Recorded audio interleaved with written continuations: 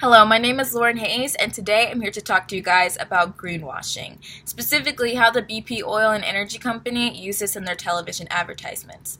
Greenwashing is a term coined by Jay Westervelt, an environmentalist, in a 1986 essay in which he talks about how the hotel industry claimed that recycling towels would save the environment.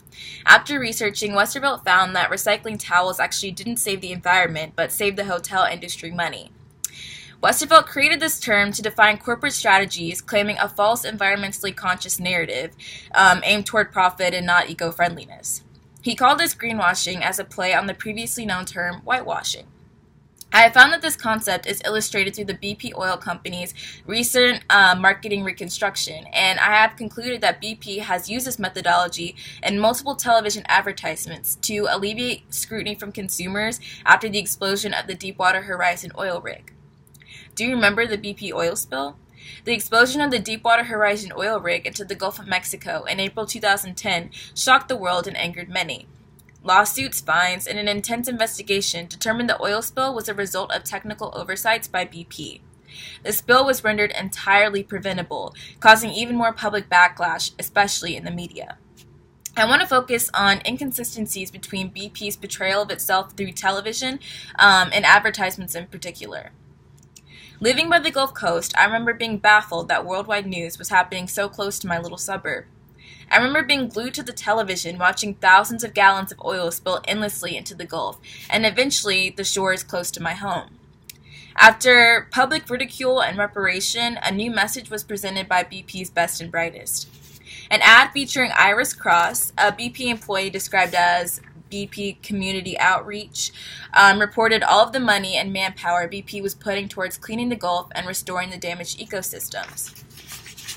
I have here a picture of Miss Iris Cross, and this is a still from the commercial, and as you can tell, she's standing in front of this beach landscape somewhere on the shore, and basically she was just outlining all of the money that BP was putting in towards restoring the Gulf. Iris Cross claims in the Gulf Coast Update advertisement that BP had set aside $20 billion to fund economic and environmental recovery and $500 million for scientists to study the Gulf's wildlife and recovery for 10 years. Cross goes on to explain that thousands of samples have rendered the Gulf safe and ready to enjoy after the spill. Void of any actual statistics or research data, this advertisement fails to prove the actual effectiveness of the cleanup and the research that Iris Cross claims happened in the commercial. A second Gulf Coast Update advertisement featuring Mike Utsler discusses how $14 billion of the aforementioned $20 billion recovery effort had been used. The result being increased tourism, delicious seafood, and once again beautiful beaches. Although Utsler claims that all research done by BP is open to the public, no actual facts are included in the advertisement itself. How would a consumer not keen on researching know if this information is actually true?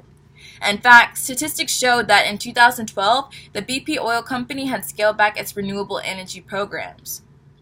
My main academic source, Beyond Profit, Rethinking Corporate Social Responsibility and Greenwashing After the BP Oil Disaster by Miriam A.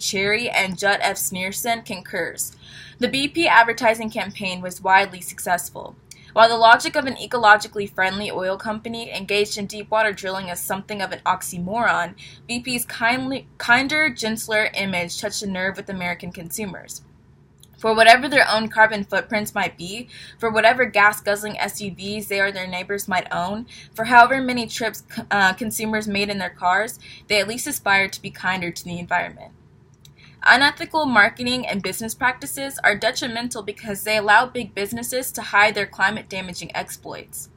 Regardless of the extreme damage done to marine ecosystems in the Deepwater Horizon oil spill, damage is still being done to our environment by unscrupulous oil mining and extraction methods that are proven to be detrimental to our natural habitats. Without regulation of advertisements with false subliminal messaging and implications, consumers will not be using morality when they're filling up their gas tanks. If companies are forced to prove the validity of their green initiatives, they would be more likely to make sure they have an environmental impact. However, if we choose to ignore the greenwashing epidemic, The carbon footprint caused by these corrupt companies will only continue to evolve and make Earth uninhabitable for future generations. Thanks for watching.